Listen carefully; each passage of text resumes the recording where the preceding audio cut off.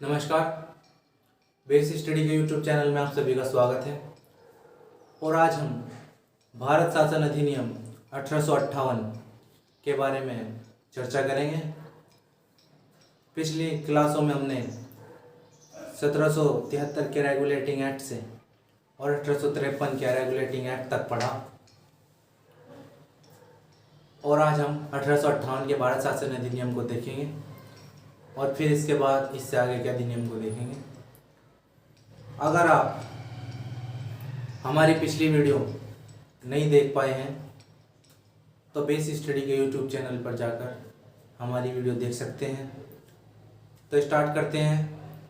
भारत शासन अधिनियम 1858। भारत शासन अधिनियम 1858 पढ़ने से पहले हम 1857 के एक सैनिक विद्रोह पर गौर करते हैं। जो 1857 का सैनिक विद्रोह था, उसके जो मुख्य पात्र थे वो मंगल पांडे थे। उसमें क्या होता है, जो मंगल पांडे होते हैं वे अपना विरोध जताने के लिए जो कारतूस होते हैं जो ब्रिटिशों द्वारा बनाए जाते हैं, गाय और सुअर की चर्बी मिला करके, उन्हें मुंह से काटना पड़ता था उस टाइम, और उसे काटने से मंगल पांडे मना कर देते हैं। इस तरह वे अपना विरोध जताते हैं और वहाँ क्या है, एक आंदोलन उमड़ जाता है और उसमें जो मंगल पांडे है वे स्वयं को गोली मार लेते हैं। और जो अन्य भारतीय होते हैं वे भी आंदोलन में उसके बाद शामिल हो जाते हैं, और ये भारत का प्रथम स्वतंत्रता संग्राम के नाम से ये आंदोलन जाना जाता है। तो ये 1858 का जो अधिनियम है, भारत शासन अधिनियम, 1857 के विद्रोह के बाद आता है। जो 1857 का विद्रोह है ये कंपनी के शासन में हुआ, और जो 1858 का जो भारत शासन अधिनियम है उसमें जो कंपनी का शासन है वो ब्रिटिश क्राउन के हाथ में दे दिया जाता है। यानी कि जो गवर्नर जनरल है, जो क्षेत्र हैं और जो अन्य आर्थिक मामले हैं राजस्व के, उन्हें कौन देखेगा? ब्रिटिश सरकार। जो सीधा नियंत्रण है वो ब्रिटिश सरकार के हाथों में चला जाता है। जो भी ब्यौरा होगा, जो भी कामकाज होंगे, वो क्या है? ब्रिटिश सरकार देखेगी। तो इस अधिनियम की कुछ विशेषताएं हैं, उन्हें हम एक एक करके देखेंगे बोर्ड पे। तो चलते हैं, देखते हैं 1858 के भारत शासन अधिनियम की विशेषताएं। देखते हैं यहाँ पे भारत का शासन जो है, विशेषता देखते हैं। पहली, जो भारत का शासन है वो कंपनी के हाथों से सीधा ब्रिटिश क्राउन के हाथों में चला जाता है। यहाँ पे पहली विशेषता है ये। इसमें जो भारत का शासन है वो कंपनी के हाथों से ब्रिटिश क्राउन के हाथों में सौंप दिया जाता है। ठीक है। नंबर 2 देखते हैं। नंबर 2 विशेषता जो है, भारत में एक मंत्री परिषद की व्यवस्था की गई, या मंत्री परिषद का गठन किया गया। मंत्री परिषद के गठन होने के कारण जो भारत में जो नीतियां थी, जो भी कार्य थे, उनके बारे में चर्चाएं होने लगी। ऐसे नहीं कि कोई भी एक आदमी आया और उसने कहा कि ऐसे होगा और वो ही हो गया। एक मंत्री परिषद बनाई गई और किन्हीं नीतियों के बारे में, किन्हीं कार्यों के बारे में क्या है, चर्चाएं होने लगी। नंबर 3 विशेषता देखते हैं। 15 सदस्यों का सृजन भारत परिषद में किया गया है। जो ये नंबर 3 की विशेषता है, इसमें एक भारत परिषद बनाई गई और उसमें 15 सदस्यों का सृजन, यानी कि 15 सदस्यों को लिया गया। 15 सदस्यों में से यहाँ पे देखते हैं, ये नंबर 3 विशेषता यहाँ पे देख लेते हैं। जो 15 सदस्य थे उनमें से जो 8 सदस्य थे, 8 सदस्य जो है ब्रिटिश जो सरकार है, ब्रिटिश सरकार,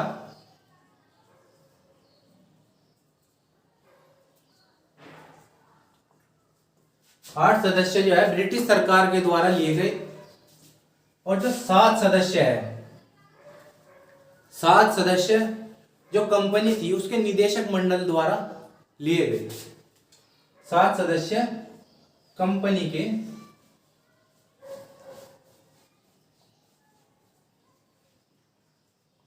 निदेशक मंडल द्वारा लिए गए। क्लियर है? ये नंबर 3 विशेषता थी। अब नंबर 4 विशेषता देखते हैं कि चौथी विशेषता क्या है। चौथी विशेषता, जो भारतीय मामले थे वो जो ब्रिटिश सरकार थी उसके सीधे नियंत्रण में चले गए। कोई भी भारतीय मामला हो, आर्थिक, राजनीतिक, सभी क्या है, जो ब्रिटिश सरकार है उसके अधीन, सीधे उसके अंतर्गत चले गए। कोई भी जो रूल रेगुलेशन बनाएगी ब्रिटिश सरकार बनाएगी, उसमें कंपनी का कोई भी हाथ नहीं था। नेक्स्ट देखते हैं। नेक्स्ट है, जो मुगल बादशाह थे उनके पद खत्म कर दिए गए। मुगल सल्तनत का जो है यहाँ पर बिल्कुल ही खात्मा हो चुका था और कोई भी मुगलों का कोई भी पद या कोई भी उनका सरदार नहीं बचा था। जो अंतिम मुगल शासक था बहादुर शाह जफर, उसे भी पराजित करके रंगून पेंशन पर भेज दिया गया था। और नंबर 6 विशेषता में हम देखते हैं, ये इधर नंबर 6 विशेषता, ये हमने नंबर 5 विशेषता देखी। जो नंबर 6 विशेषता है उसमें जो बोर्ड ऑफ डायरेक्टर्स है और बोर्ड ऑफ कंट्रोल, जो 1784 के एक्ट में हमने द्वैध शासन व्यवस्था देखी थी, बोर्ड ऑफ कंट्रोल और बोर्ड ऑफ डायरेक्टर्स की, जिसमें एक का काम राजनीति के मामलों को संभालना था और दूसरे का काम व्यापार के मामलों को संभालना था। क्या है, ये व्यवस्था बिल्कुल समाप्त कर दी गई 1858 के भारत शासन अधिनियम के द्वारा। अब इसमें नंबर 7 देखते हैं। भारत में संचालन के लिए एक पद नियुक्त किया गया, एक पद बनाया गया जिसे भारत का राज्य सचिव के नाम से जाना जाता था। यहाँ पे देख लेते हैं एक बार। भारत में शासन संचालन के लिए ब्रिटिश मंत्रिमंडल में एक सदस्य के रूप में भारत के राज्य सचिव की नियुक्ति हुई। यहाँ देखिए, भारत के राज्य सचिव की नियुक्ति की गई। जो भारत का राज्य सचिव था, ये ब्रिटिश मंत्रिमंडल में भारत के मामलों के लिए उत्तरदायी था। मतलब जो भी कार्य होंगे, जो भी निर्माण होगा, जो भी नीतियां बनेगी या जो भी आंदोलन है, जो भी लड़ाई झगड़े होंगे, उसका जवाब कौन देगा? ये राज्य सचिव देगा। ये ब्रिटिश मंत्रिमंडल में रहता था और क्या है, ब्रिटिश मंत्रिमंडल के लिए भारतीय जो मामले हैं उनके प्रति उत्तरदायी था। तो नेक्स्ट देखते हैं विशेषता। नेक्स्ट विशेषता में है, जो भारत का गवर्नर जनरल था उसका नाम बदल दिया गया। यहाँ पे भारत के गवर्नर जनरल का नाम भारत का वायसराय कर दिया गया। जो अंतिम गवर्नर जनरल थे वो थे लॉर्ड कैनिंग। लॉर्ड कैनिंग को जो अंतिम गवर्नर जनरल थे उन्हें ही प्रथम वायसराय घोषित किया गया। यहां देख लेते हैं, जो भारत के गवर्नर जनरल का नाम बदलकर वायसराय कर दिया गया। यहाँ पे वायसराय लिखा हुआ है, वायसराय कर दिया गया। और अंतिम गवर्नर जनरल एवं प्रथम जो वायसराय बने वो थे लॉर्ड कैनिंग। ये लॉर्ड कैनिंग यहाँ पे नाम लिखा हुआ है, लॉर्ड कैनिंग।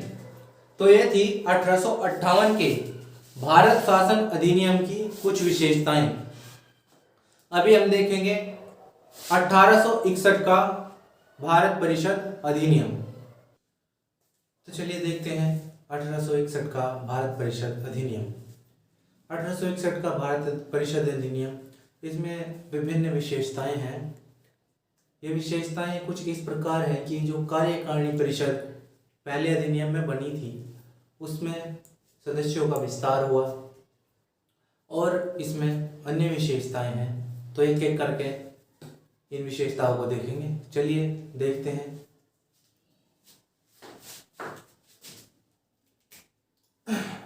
प्रथम इसमें गवर्नर जनरल की, जो गवर्नर जनरल था उस टाइम का, उसकी कार्यकारिणी परिषद का विस्तार किया गया, मतलब उसमें सदस्यों की बढ़ोतरी की गई। ये इसकी प्रथम विशेषता है। द्वितीय विशेषता देखते हैं, विभागीय जो प्रणाली थी, विभागीय प्रणाली, उसका प्रारंभ किया गया लॉर्ड कैनिंग द्वारा। जो विभागीय प्रणाली है, मतलब 1858 के बाद क्या है, भारत ब्रिटिश सरकार का राज आ गया था। और ब्रिटिश सरकार ने भारत में विभागों का निर्माण करना स्टार्ट कर दिया था, जैसे लोक निर्माण विभाग और अन्य विभाग जो आर्थिक मामलों को देखते थे और राजनीतिक मामलों को देखते थे। तो इस तरीके से उन्होंने डिपार्टमेंट या विभाग का निर्माण करना स्टार्ट कर दिया और उनमें सदस्यों की नियुक्ति भी स्टार्ट कर दी। लेकिन क्या है, वे सभी जो होते थे अंग्रेज ही होते थे। नंबर 3 विशेषता देखते हैं। जो गवर्नर जनरल है उसे पहली बार अध्यादेश जारी करने की, यहाँ पे अध्यादेश है, अध्यादेश जारी करने की शक्ति प्रदान की गई। जो गवर्नर जनरल है वो कभी भी अपनी जो है सभा बुला सकता था, कभी भी अपने जो मंत्री परिषद हैं, हमने पिछले जो अधिनियम में मंत्री परिषद पढ़ा, और जो कार्यकारिणी परिषद के सदस्य हैं इन सभी की सभाएं बुला सकता था, सभी से एक निर्णय ले सकता था कोई भी। और जो इसकी जो अवधि थी वो 6 माह तक थी। अध्यादेश जारी करने की जो अवधि थी वो 6 माह तक थी। नेक्स्ट विशेषता देखते हैं।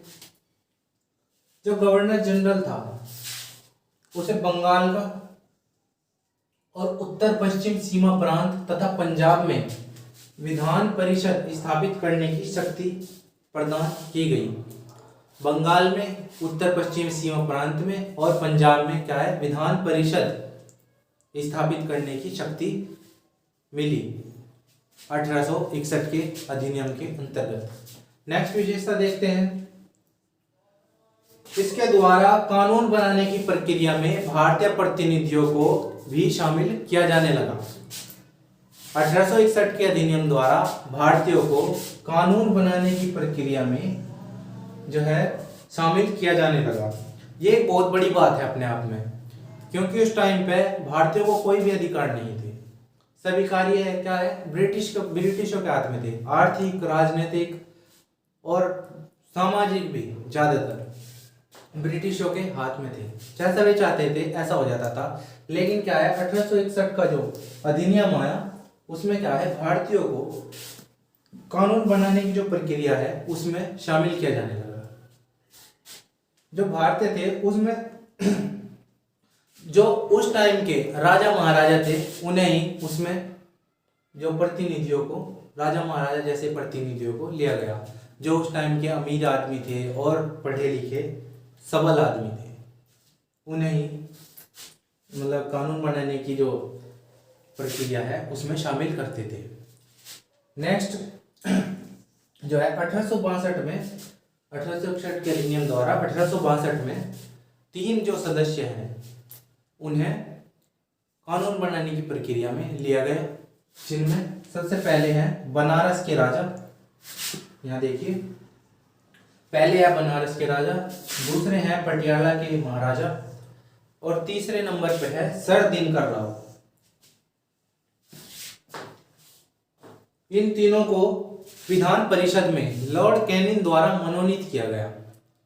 मनोनीत का मतलब है जो लॉर्ड कैनिंग थे उस टाइम के गवर्नर जनरल, उन्होंने ही इन तीनों को, जो बनारस के राजा, पटियाला के महाराजा और जो सर दिनकर राव थे, उन्हें कानून बनाने की जो नियमावली है उसमें जंगा दी। उस टाइम पे जो लॉर्ड कैनिंग थे इन्होंने बहुत सारे कार्य किए, जैसे विभागीय जो प्रणाली है वो बनाई और ये जो कानून बनाने में भारतीयों को शामिल किया और इस तरीके के कई कार्य इन्होंने किए। तो इस वजह से जो लॉर्ड कैनिंग नाम के जो गवर्नर जनरल है ये एग्जाम की दृष्टि से इम्पोर्टेंट है। तो देखते हैं 1873 का अधिनियम, इसके अंतर्गत क्या विशेषताएं आई, क्या इसमें कार्य हुए, ये देखेंगे। इसके अंतर्गत ज़्यादा कोई प्रभाव इसका कोई है नहीं ज़्यादा, पर फिर भी 1-2 विशेषताएं इसकी है, वे जान लेते हैं। तो देखते हैं बोर्ड पे। नंबर 1, इसमें कहा गया कि जो कंपनी है 1873 के अधिनियम के दौरान जो कहा गया कि जो कंपनी है उसे कभी भी भंग किया जा सकता है, मतलब कभी भी उसे कामकाज पे से उसका कामकाज बिल्कुल खत्म किया जा सकता है। और 1 जनवरी 1884 को उसे औपचारिक रूप से भंग भी कर दिया गया। औपचारिक रूप से, बिल्कुल हाँ भाई अब तुम्हारा काम कोई काम नहीं, अब ब्रिटिश राज चलेगा जो है। औपचारिक रूप से, औपचारिक का मतलब बिल्कुल खत्म कर दिया गया कागजों में। ठीक है, तो नेक्स्ट जो अधिनियम है उसे देखते हैं। नेक्स्ट अधिनियम है 1876 का शाही उपाधि अधिनियम। शाही उपाधि अधिनियम क्यों कहते हैं इसे? क्योंकि इस अधिनियम के दौरान जो ब्रिटिश महारानी थी उस टाइम की, विक्टोरिया, उसे संपूर्ण भारत की साम्राज्ञी घोषित कर दिया था। क्या साम्राज्ञी का मतलब यहाँ पे क्या है? ये इधर साम्राज्ञी ये लिखा हुआ है। इस अधिनियम के अंतर्गत जो महारानी विक्टोरिया थी उसे संपूर्ण भारत की साम्राज्ञी घोषित कर दिया था।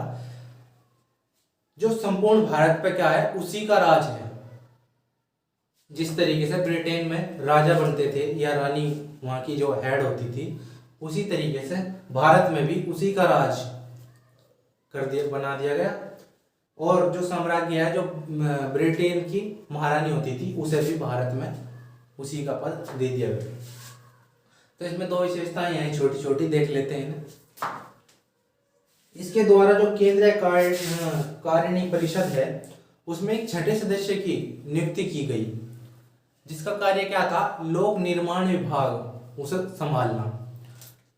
अभी हमने जो पीछे अधिनियम पढ़ा 1861 का, उसमें क्या है, विभागीय जो प्रणाली थी उसकी शुरुआत हुई लॉर्ड कैनिंग द्वारा। तो यहाँ पे एक नया विभाग बना, लोक निर्माण विभाग। ये देखेंगे इधर, ये लोक निर्माण विभाग। जो ये लोक निर्माण विभाग बना, जिसका कार्य क्या था?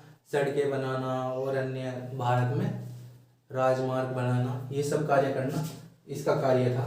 तो ये लोक निर्माण विभाग बना और इसमें जो एक सदस्य की नियुक्ति हुई, जो केंद्रीय कारिणी सभा थी, परिषद थी, उसका छठा सदस्य था। नेक्स्ट है इसमें 28 अप्रैल 1876 को, ये डेट देखिए यहाँ पे, 28 अप्रैल 1876 को एक घोषणा की गई कि जो महारानी विक्टोरिया है उसे संपूर्ण भारत की साम्राज्ञी घोषित किया जाता है। और 28 अप्रैल 1876 को जो महारानी विक्टोरिया थी वो भारत की साम्राज्ञी घोषित हो गई और कंपनी का बिल्कुल भी अब शासन में कोई हाथ नहीं था। देखते हैं 1892 का भारत परिषद अधिनियम। इसके अंतर्गत कुछ मुख्य विशेषताएं हैं, उन पर ध्यान देंगे, जैसे कि अप्रत्यक्ष चुनाव प्रणाली की शुरुआत और अन्य विशेषताएं। नंबर 1 जो है, अप्रत्यक्ष प्रणाली की चुनाव प्रणाली की शुरुआत हुई 1892 में। अप्रत्यक्ष चुनाव प्रणाली, इससे क्या मतलब है? एक चुनाव प्रणाली होती है प्रत्यक्ष और एक होती है अप्रत्यक्ष। प्रत्यक्ष में क्या होता है, हम यानी कि एक सार्वभौम वयस्क मताधिकार द्वारा प्रतिनिधि चुने जाते हैं। लेकिन क्या है, अप्रत्यक्ष चुनाव में ऐसा नहीं होता। वहाँ कुछ गिने चुने लोग ही उन्हें वोटिंग करने का अधिकार होता है। उसे क्या कहते हैं? अप्रत्यक्ष चुनाव प्रणाली। ठीक है, वे अप्रत्यक्ष रूप से चुने जाते हैं, मतलब सार्वभौम वयस्क मताधिकार द्वारा नहीं चुने जाते। तो इस तरीके की चुनाव प्रणाली की शुरुआत हुई 1892 में। और नंबर 2 पे देखते हैं यहाँ पे, राजस्व व्यय और बजट पर जो है राजस्व व्यय और बजट पर बहस करने तथा कार्यकारिणी से प्रश्न पूछने की जो है यहाँ पे शक्ति मिली। जो पार्लियामेंट है और जो वहाँ पे जो व्यक्ति है जिनसे हम प्रश्न पूछ सकते हैं, उनसे प्रश्न पूछने की जो है शक्ति मिली 1892 के भारत परिषद अधिनियम द्वारा। इसकी थोड़ी सी और विशेषताएं हैं, जैसे केंद्रीय विधान परिषद और बंगाल चैम्बर्स ऑफ कॉमर्स के सदस्यों में जो गैर सरकारी सदस्य हैं उनकी वृद्धि हुई। गैर सरकारी सदस्य से मतलब क्या है, जो सदस्य मनोनीत करके परिषद में लाए जाते थे या परिषद में उनकी नियुक्ति होती थी, मनोनयन के द्वारा, ना कि निर्वाचन के द्वारा। तो ये कुछ 1892 के भारत परिषद अधिनियम की विशेषताएं थी। 1909 का अधिनियम है वो मार्ले-मिंटो सुधार के नाम से जाना जाता है। इस अधिनियम को हम नेक्स्ट वीडियो में कवर करेंगे। अगर ये वीडियो अच्छा लगा हो तो अपनी प्रतिक्रिया दें। धन्यवाद।